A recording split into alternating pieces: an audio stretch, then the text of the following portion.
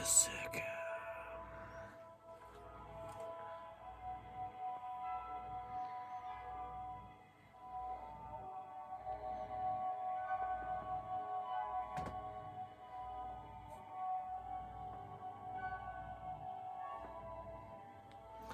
We got us the Dab Dortmunder Maibock at 7% alcohol by volume.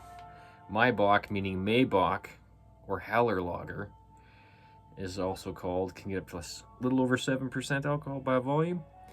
Not a huge fan of all of Dab's products from what I remember, but I did really like them. This Maibock. Had it before. It's ice cold.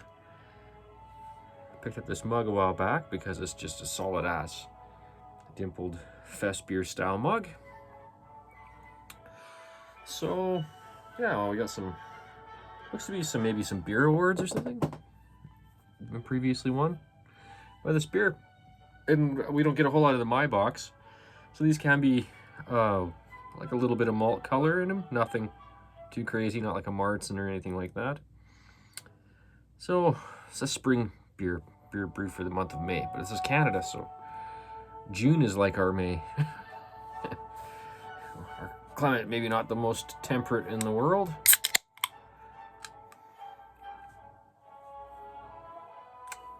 Hey, it smells lager-like for sure. Let's give this a pour.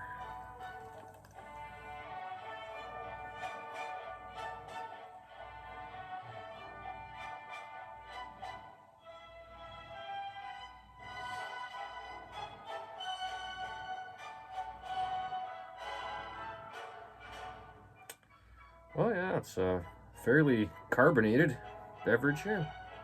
This is good to pour aggressively, knock some of that carbonation out. Although that's kind of what you get when you're drinking lagers, eh? Since 1868, Dortmunder.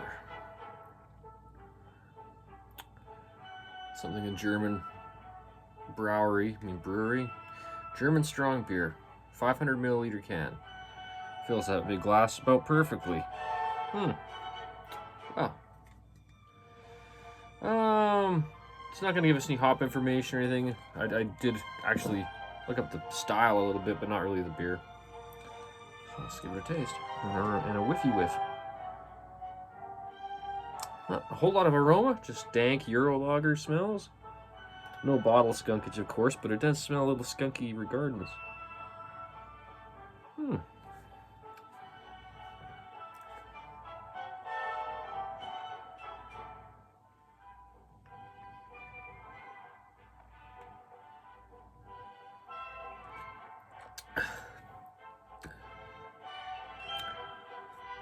Whoa.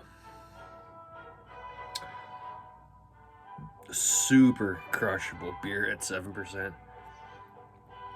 I'm getting almost like gummy candy out of those hops.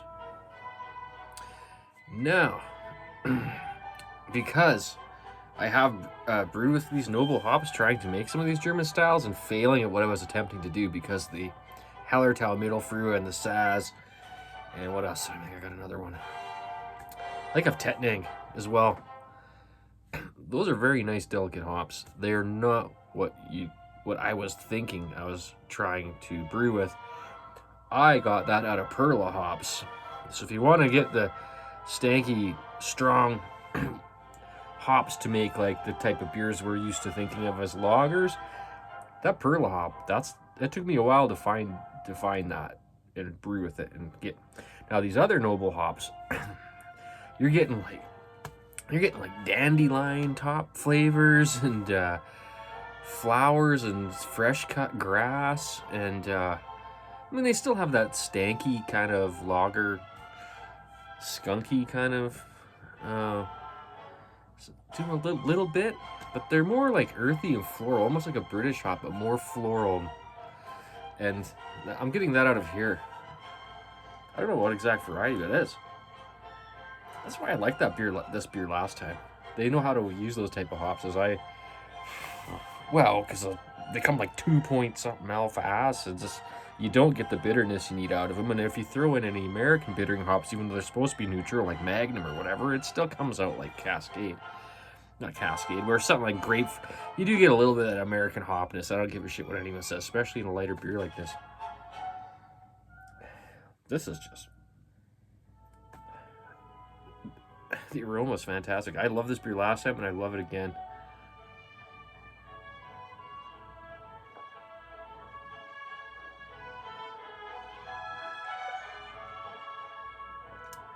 $500 mils. Is that like the second drink?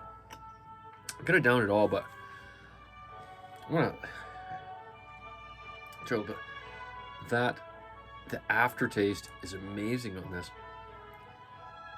It's a little stanky, like it's a bit of a dank beer, and it's like gummy candies, like good ones though, like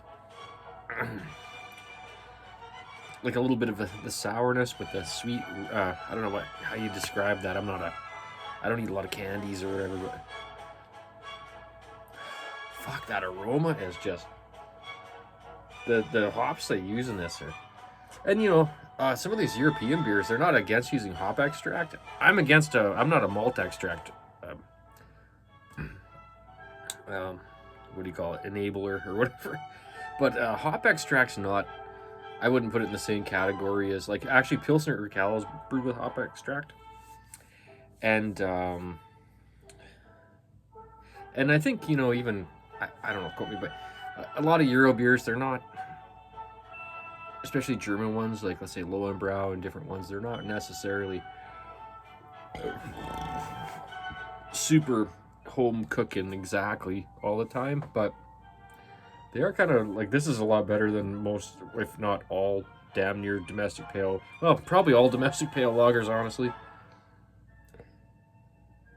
And this is probably not, like, you know, I don't know. I've been looking for this style out of other breweries, and I never seem to find one besides this dab. And I saw it again. I said, you know what? I haven't had this for a long time.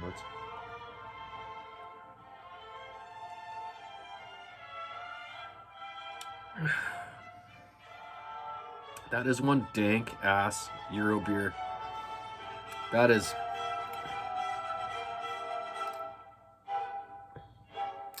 There's like a dank, swampy bitterness to it too, like a mossy algae, like almost.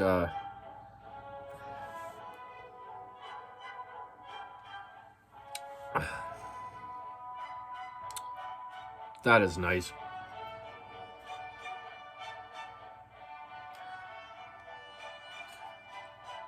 Well, that's the color of the beer. It's a little bit of a darker tint than some of the lagers, but not real. Not. It looks darker from here. You know, it looks more like. To me, it looks more like. I got to put a shade on this light in here. It kind of. It's pretty close. It's more yellowy.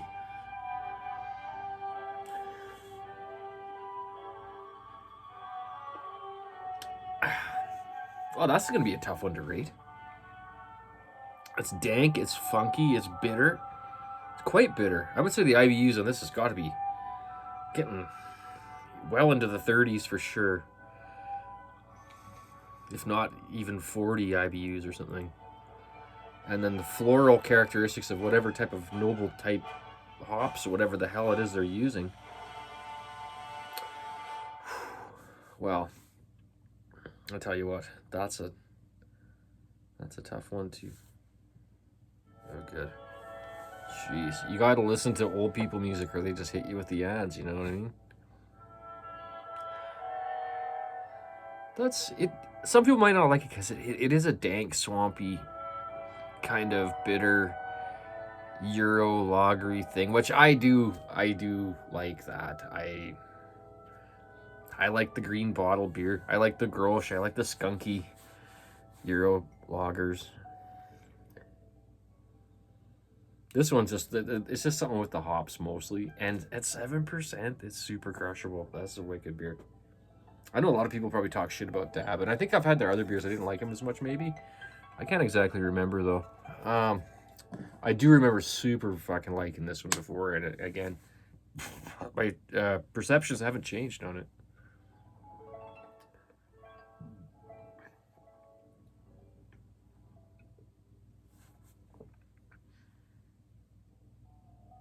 Quality-wise, it does taste like typical Euro quality lager, which is pretty high for like mass-produced beer, in my opinion, compared to domestic. Unfortunately, we haven't, like, for macro, we haven't caught up yet to German beer or Polish. Polish beer is really good.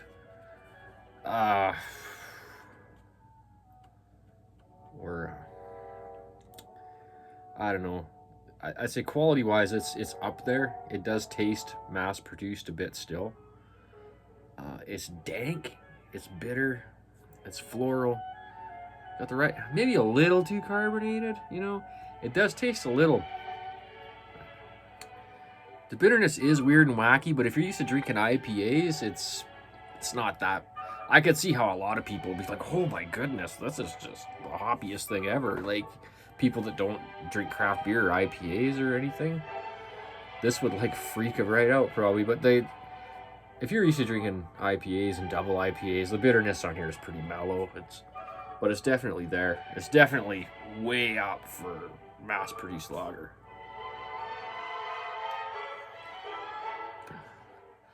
Well, I would imagine they get a little bit better. I think this one's probably pretty old too. Like I don't see best before date. Like it does taste a little old. You know, it really does. Like I don't know if they have best before on this.